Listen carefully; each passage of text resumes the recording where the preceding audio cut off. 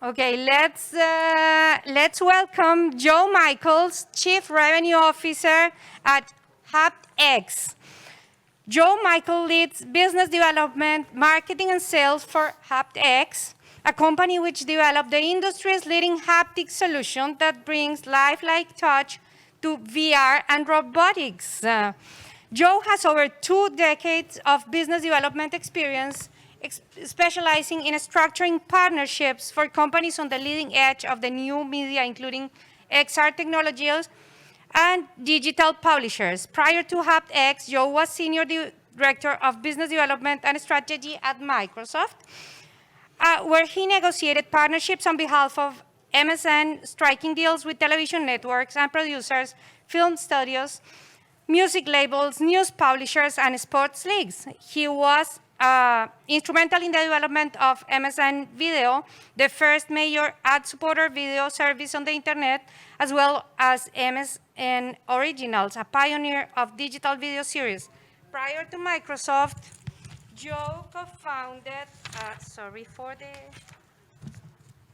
affiliate marketing company NextChange Corporation, which earned numerous U.S. patents related to e-commerce. I remember that. He began his career as a television writer and producer in Washington, D.C., and earned his bachelor from Georgetown University and MBA from the Wharton School. Joe lives and works in Seattle. Welcome. And please, if you prefer to go there, you have this one. Yes. You already have this. Oh, yes, I already have that. No? I'm good. You are Okay. ready. Hi, everybody. Damn, it's cool to be back in front of people, real live heartbeating people. Hello. As you just heard extensively, my name is Joe Michaels, and I am the Chief Revenue Officer at haptics. I put my email address and my social media accounts at the bottom of this slide because I encourage you to please be in touch. As a Chief Revenue Officer, there's nothing I love more than to hear from other people what you're doing. How can we work together? So, today, I'm going to talk about one of my very favorite topics. We've phrased it as drop the controller, how realistic touch feedback increases your effectiveness in enterprise VR. So, let me put out a question, please, to those of you in the audience who are enterprise VR users. How do you interact with VR today? This is a real question. I'd ask you to think about how you interact with virtual objects, the digital world. Many of you probably use the controllers that came with your headsets. These have been called the mouse of VR. Like a mouse, they've got buttons. They've got triggers. They're great at pointing and clicking at things. But I'd like you to try touching and interacting with the virtual world through these things. I can give you a preview of what it feels like. It feels like a plastic game controller, because that's what you're holding. So many of you are probably using hand tracking. This, of course, is common now with many HMDs. You get positional tracking in free space through a camera. You get a pretty good understanding of where your hands are and how they're posed. But you also have to deal with occlusion. You deal with drift. And if you want to reach out and touch anything in the virtual world around you, you feel exactly nothing. So maybe you use something else. Maybe you've got a weapon or a physical prop that is mapped to the virtual world. Super realistic feeling, doesn't change. Doesn't take advantage of VR, where everything's digital and changes like that. Now, if you're an innovative company, you're probably using a haptic glove. Maybe you're using the Excellent Sense glove made by our friends in the audience, or this Manus glove. That's what I want to talk to you about today, is kind of the innovation in the haptic space. But let me encourage you to please think critically about touch. Touch matters. Touch matters in reality. Touch matters in virtual reality. And the case I want to make to you today is touch really matters in enterprise VR. So here's a nice demonstration of how much touch matters. This is an experiment performed in Sweden. And a doctor asked a subject to do something simple. It's a task like light a match. See how quickly she was able to do that? That was easy. Now let's try removing her sense of touch. If you don't like needles, close your eyes. They anesthetize her hand. They take the touch away. She can see it. She has control of her muscles, but she's getting numbness instead of touch feedback. And I'm going to sit back for a second and let you watch what happens when she doesn't have the sense of touch. Post-anesthetization performance.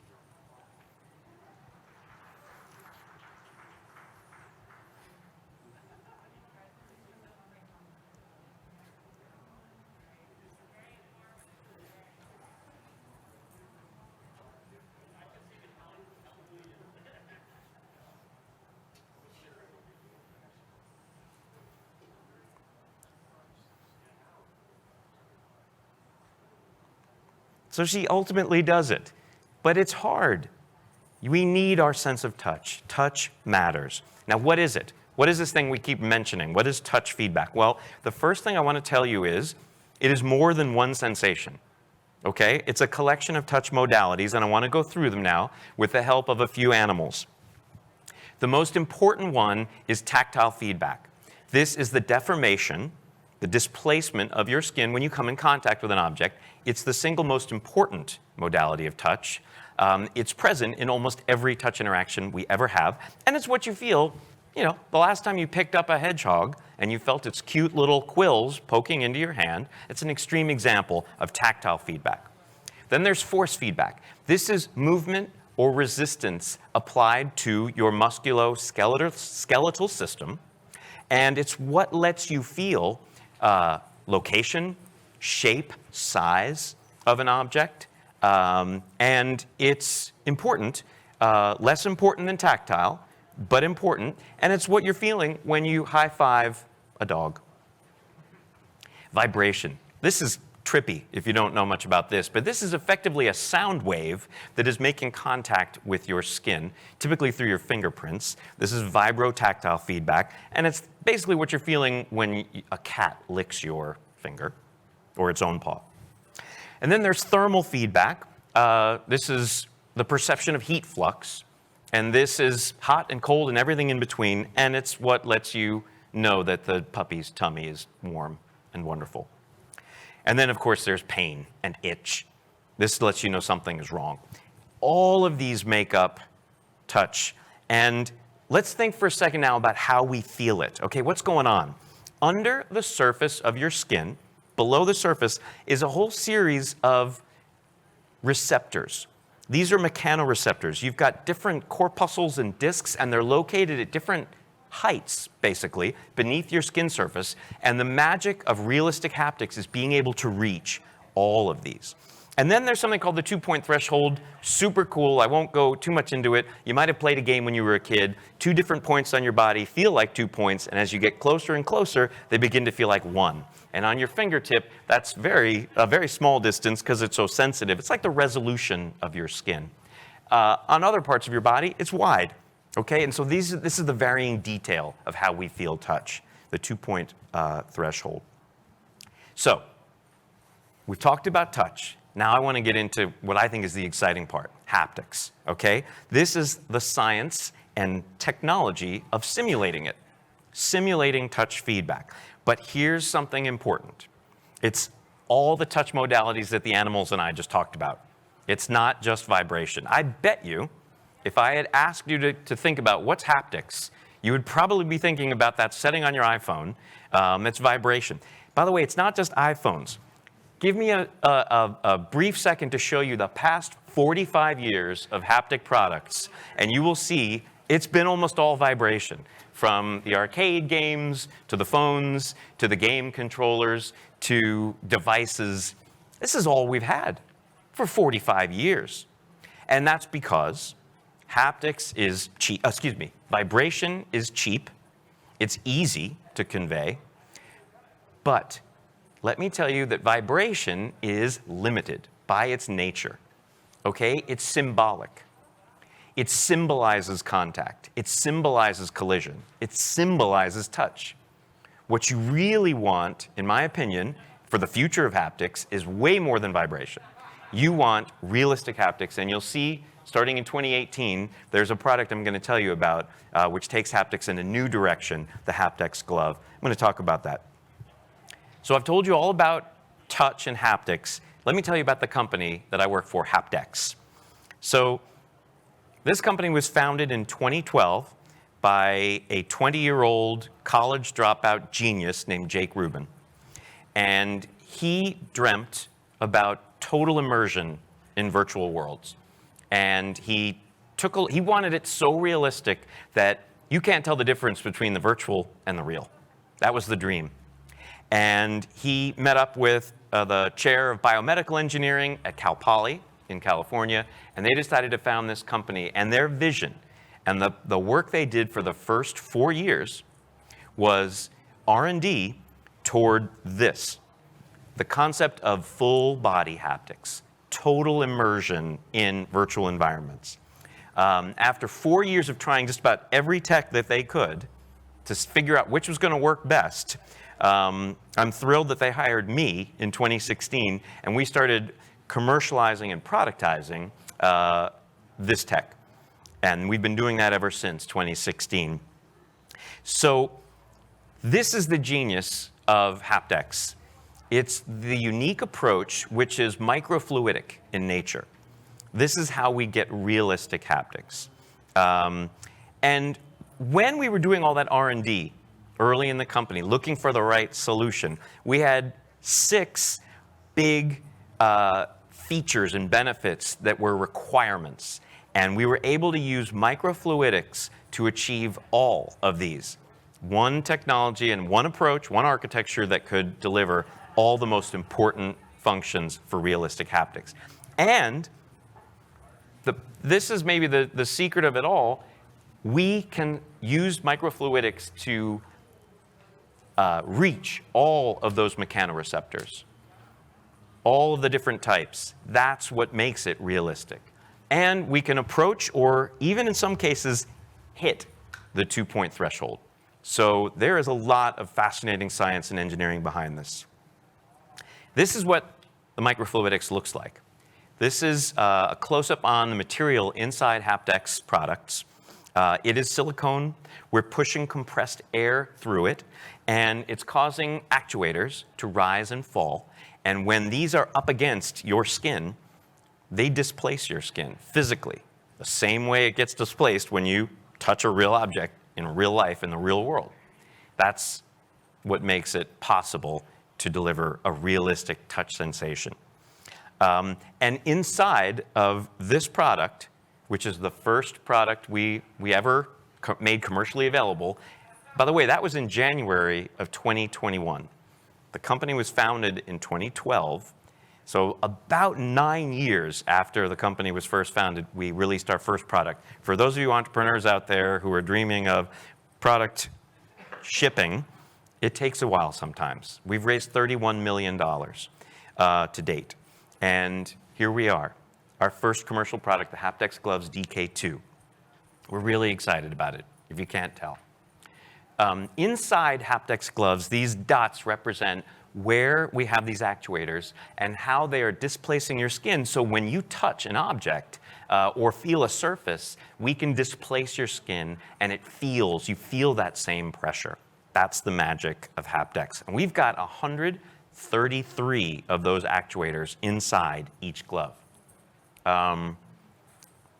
So we call it true contact haptics. That's what we're able to do. And because of that tactile feedback, we're really the only haptic glove out there, we believe, that gives you a realistic sense of touch feedback. Other gloves are spectacular at what they do. If you want the most realistic touch feedback, we suggest haptics gloves. Real quickly, we also have force feedback on the back of the hand that stops the motion of your fingers in exactly the right spot, so you feel the size and the shape of objects. We deliver 40 pounds of resistive force per hand. And we have a very special motion tracking system. You need to know where your fingers are in space for realistic haptics. We've got a magnetic motion tracking system that gives us 6 DOF per digit of tracking. So that's 30 DOF of tracking per hand. And we're at the sub-millimeter level of precision when it comes to locating your fingers. So this is the video. There doesn't seem to be audio. If you can turn it up, great. That we released a few months ago to show you haptics gloves. You can take a look at this video for a minute.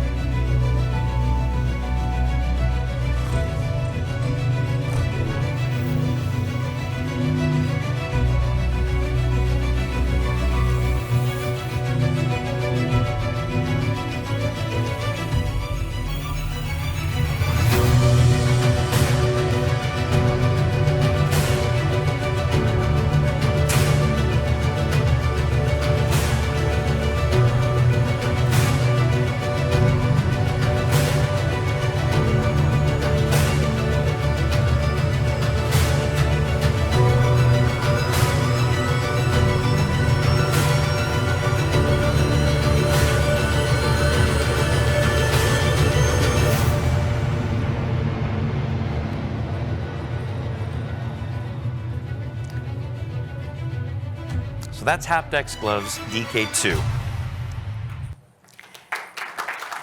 Thank you.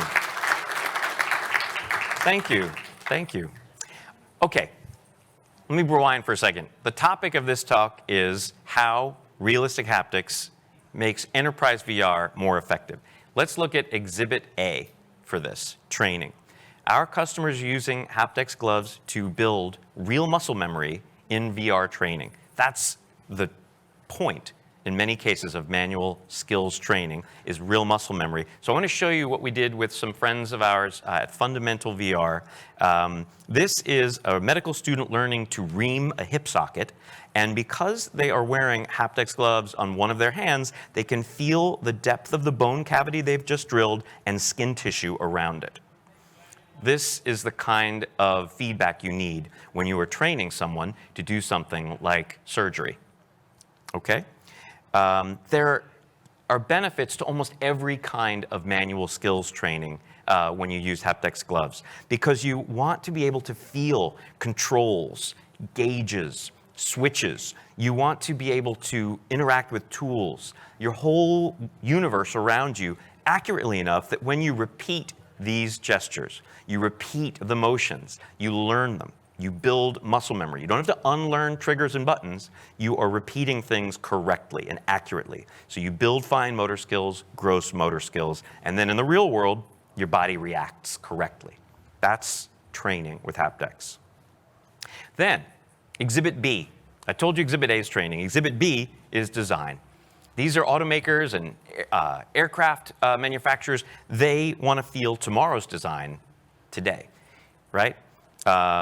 They're working with 3D models, and they have ideas, concepts, and they need to be able to feel them at the outset of the design process. So they wear haptics gloves, and they get inside a virtual product, and they feel it like it's real.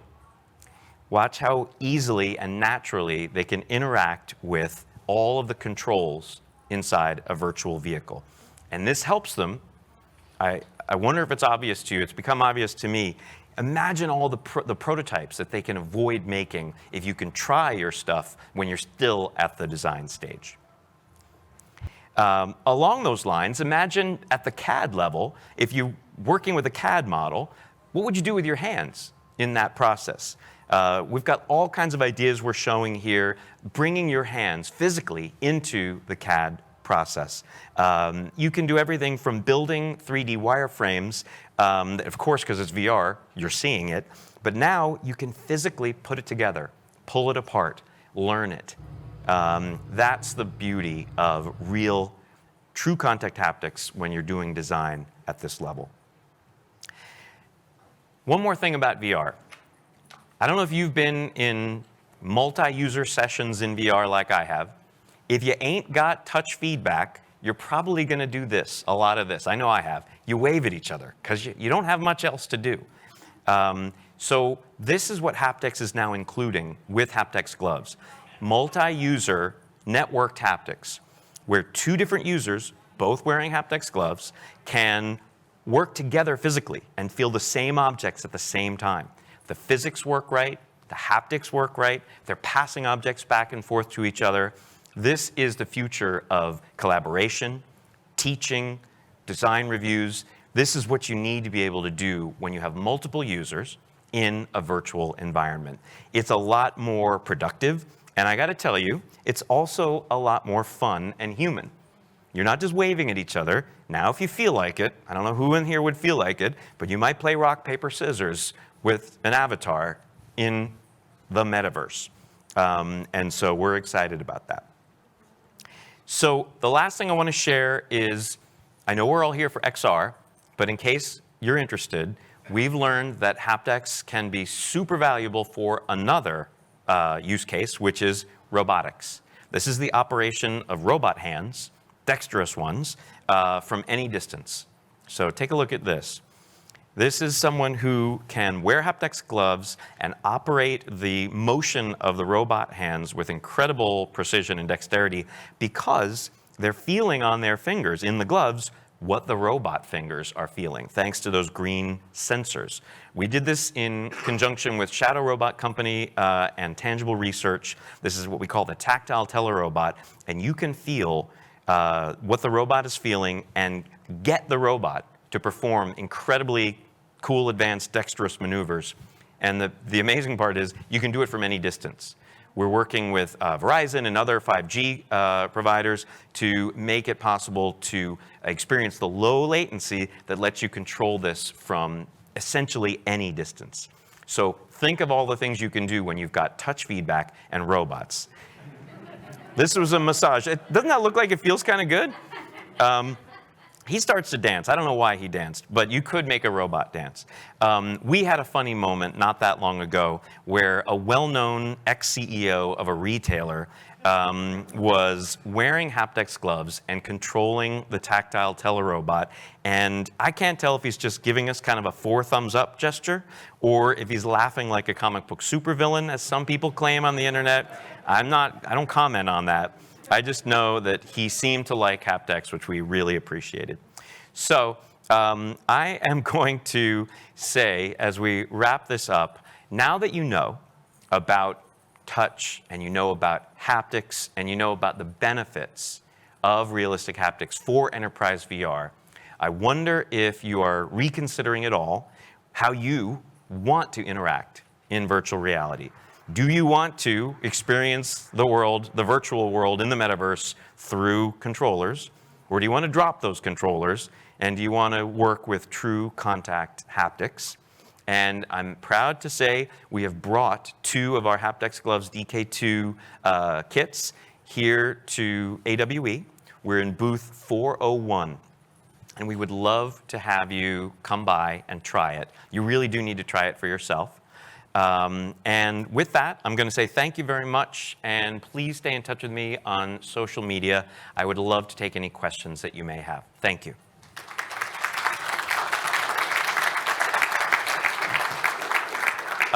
Is there a question in the front? Thank you, Joe. Please.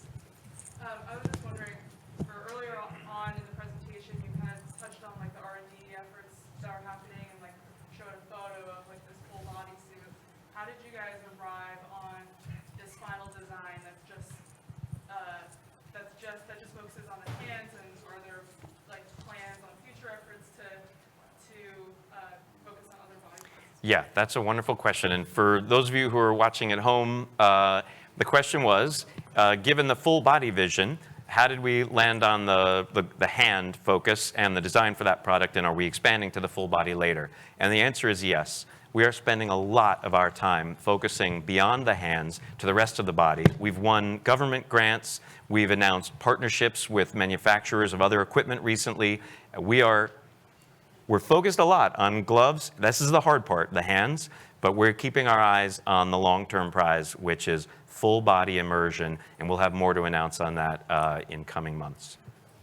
Other questions? Any other question? Please. I work in the more of the training sector and human performance research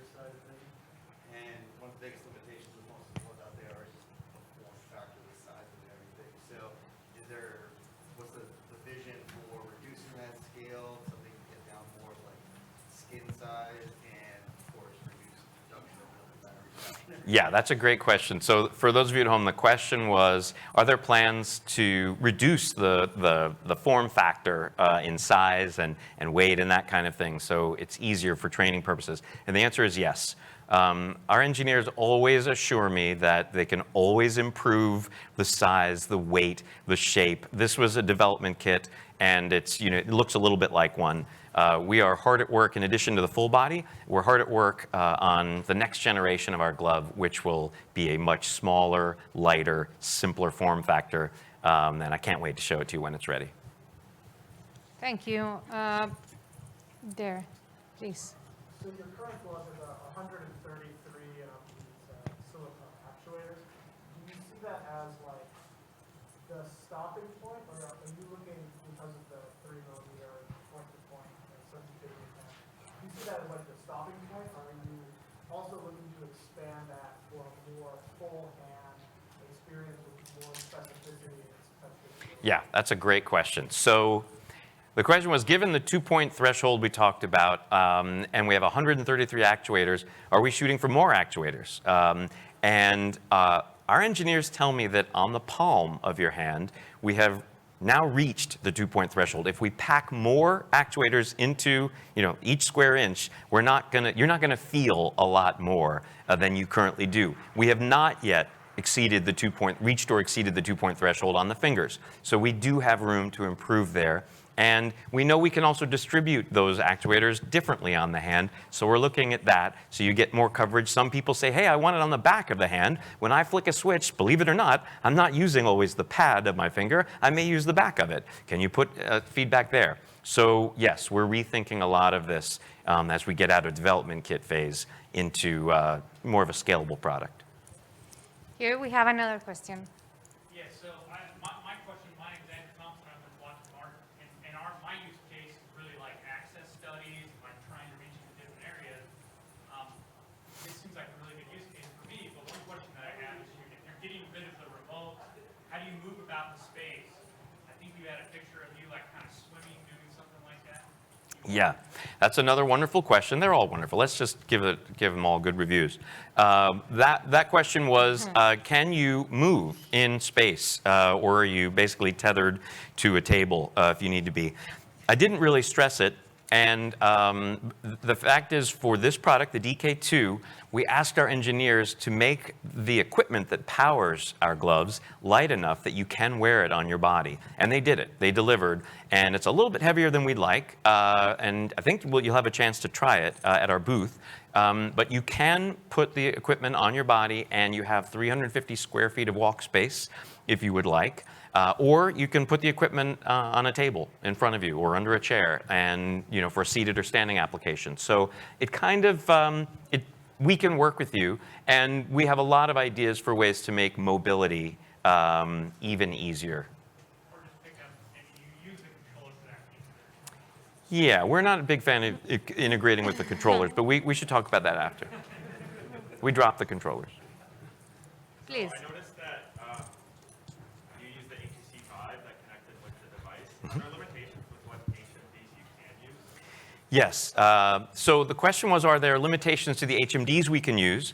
And the answer is yes. We really pair best with the premium HMDs, the ones that are connected to PCs today, and that connect with Steam VR tracking. You may have noticed in some of the videos there's a Vive tracking puck on the back of the hand. That's because we want precise tracking for the position, the absolute position of the hand.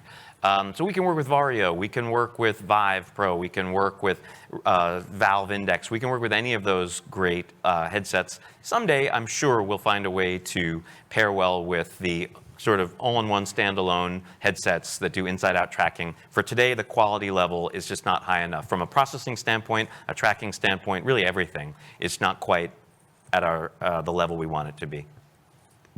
Well, We have one. another Can we get one question, more? I want to make sure we That's talk to good. women and men. Yes. Sorry, we are osteopathic school, so we do manipulation. So do you have a product just for like individual fingers? Like if I want to just use it for my thumbs, and I don't want to wear the entire, gadget. No, I love that idea. if we talk afterward, I've seen some companies that have caps that can fit on individual fingers, and I'd be happy to look it up for you because that sounds like a really cool idea for your school. But for us, we're really priced and designed for enterprise uses, and we're the whole hand. But I love the idea. Let's please talk after. Well, thank you very much. Thank you so much.